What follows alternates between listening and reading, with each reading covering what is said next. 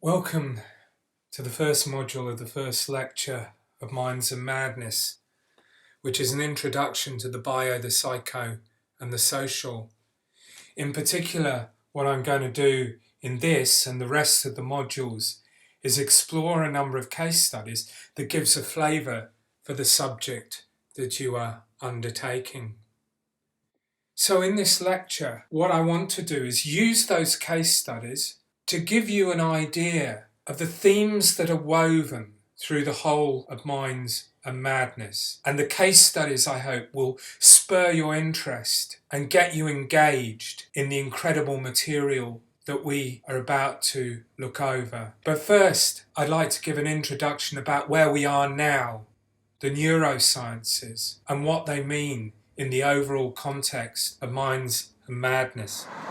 Here we are on the edge of the University of Melbourne, and I'm looking at the Kenneth Myer building, which is the new or relatively new neuroscience building that's been put up to bring under its umbrella all of the various neurosciences, include psychiatry as well.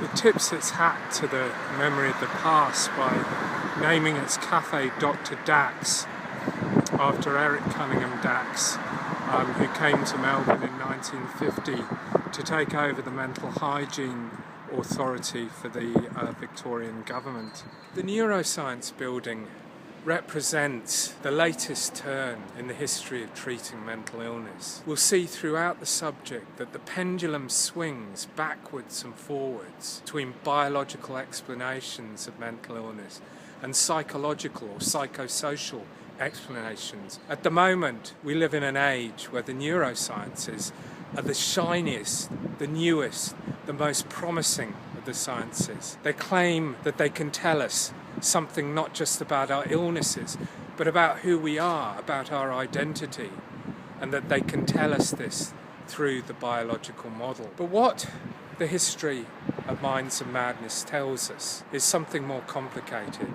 That pendulum will keep swinging. There will keep being a need for understanding these conditions from the perspective of the psychosocial. We should not allow biological reductionism to run rampant. The history of Minds and Madness is fascinating. It's also incredibly disturbing. As we go through from the past to the present, we'll see the appalling treatment that people suffering from mental illness were treated more or less like wild beasts during the 16th and 17th and 18th century. We'll see the kind of therapies carried out during the 20th century, like shock treatment and lobotomy, coma therapy, deep sleep therapy, a whole range of different ways of trying to combat one of the scourges of mankind. It's exciting and it's also disturbing. If we're not disturbed by it, then somehow we must be lacking in empathy. What I would say is, if any of it does upset you unduly, then please get in touch with me and I can put you on to the right people to talk to.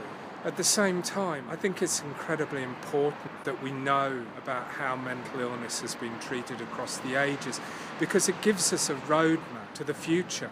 So let's start with D.H. Rosenhan's extraordinary article published in Science in 1973 on being sane in insane places. This really put the anti-psychiatry cat amongst the psychiatry pigeons. Set in chain a series of events that Rosenhan himself could not have predicted. But before we say a little bit about the piece, we should hear the man talk about it himself.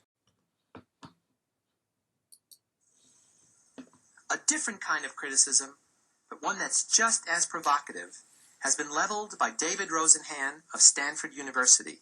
Between 1969 and 1972, a group of colleagues and I gained admission to psychiatric hospitals by faking a single symptom, which was that we said that we heard voices, and the voices said, empty, dull, thud.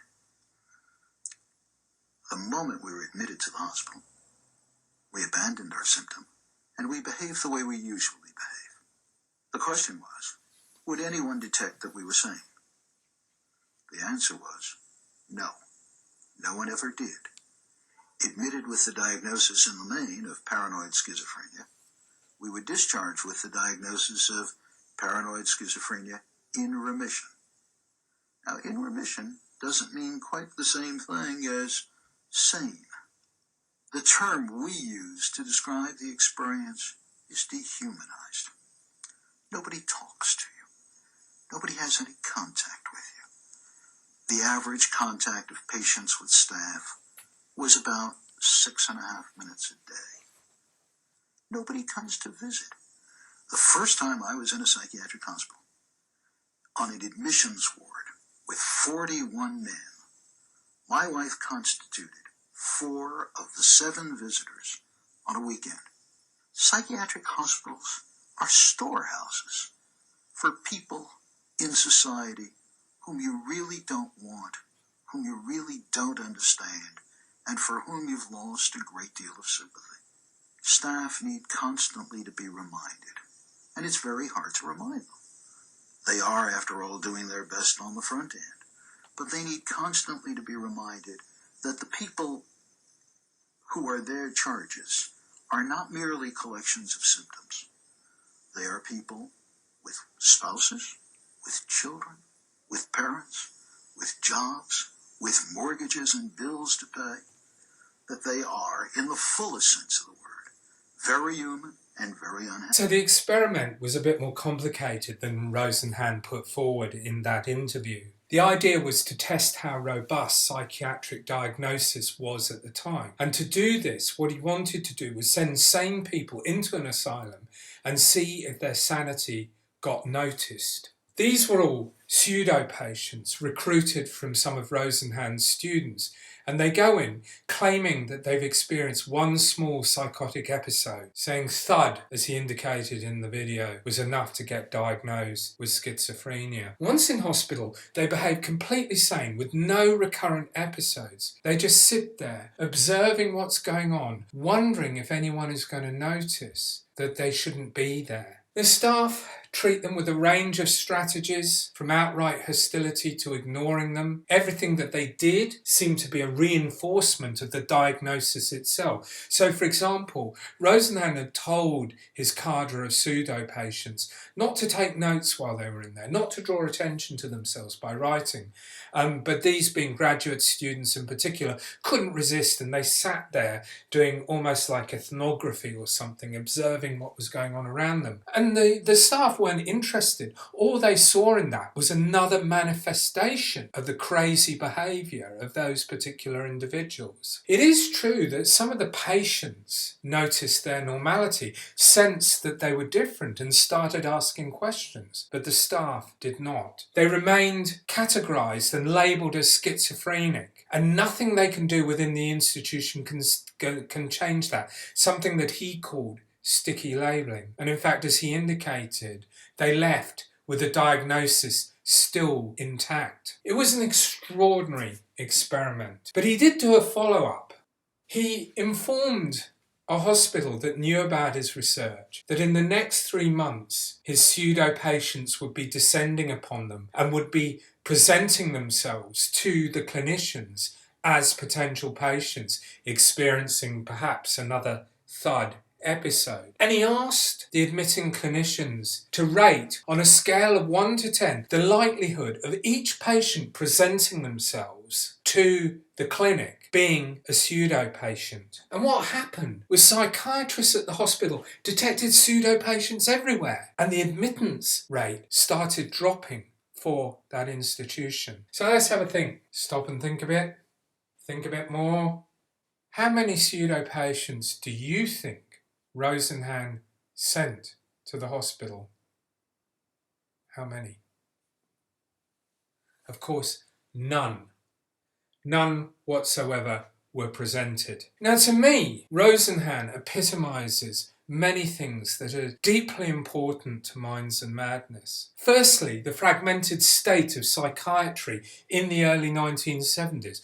To put it bluntly, It was a mess of competing factions. On the one hand, you had the anti-psychiatrists like Rosenhan, often existentialists, who believed, for example, that many psychiatric conditions were the product of the psychiatrists themselves, that the conditions were iatrogenic, or even that people experiencing psychiatric diseases had actually had those triggered or caused by society. And then there were the psychoanalysts, was still, particularly in the USA, in the era of Freud and post-Freud. And a lot of psychiatry in the USA is being carried out still by psychoanalysts who are under attack from a much smaller fragment of biological psychiatrists, people that believe that mental diseases are created by something going wrong biologically in your body or to be the product of the genes that you've inherited. Often these figures were people that we call neo-Krepelinians. In other words, they were the followers of the great psychiatrist Krepelin, who was practicing at the end of the 19th century and at the beginning of the 20th century, and was responsible for identifying, through clustering symptoms, the twin pillars of the modern psychoses: schizophrenia, which he called dementia praecox, and manic depression, which obviously we now call bipolar. And these biological psychiatrists wanted to turf the psychoanalysts out, and they didn't have a lot of time for the existentialists either. And they wanted to reform the whole process of diagnosis and treatment. So that's where we were at when Rosenhan conducted his experiment. I think as well that we need to explore this issue of the ontological status of mental malady, what you could call the is it real question. Now, it is true, and we will see this time and time again, that diseases come in and out of fashion. We get things like drapetomania, look it up, it was something suffered by slaves. Sluggishly progressing schizophrenia, which was a favourite diagnosis in the Soviet Union of individuals who happened to be dissidents against the regime. And hysteria, which has pretty much disappeared from the psychiatric landscape. These are all transient mental illnesses that at the time seemed incredibly real, but then seemed to disappear off the face of the earth. And we can see an example of this later on when we look at multiple personality disorder, which I'll be having a go at in this lecture in a couple of modules' time. MPD has virtually disappeared, rebranded dissociative identity disorder, and a lot of the theory behind it has been completely and utterly trashed. But the other thing to note is that etiology, that is, the things that are thought to cause a disease, is like a pendulum which swings backwards and forwards and backwards and forwards. At one peak, there is the biological explanations for mental illness, bang, swings back to the other peak where psychosocial explanations are made for mental illness. Very rarely in the history of Minds and Madness do we find the biological and the psychosocial working together. Arguably, that might be the case today. But we're going to see this swinging pendulum where one or the other is more in fashion and the other is out of fashion. We're going to see this time and time again. And the other thing that I would say is that disease categories and diagnosis are often shaped by social forces. And referring back to drapetomania or sluggishly progressing schizophrenia or hysteria, we see that process going on.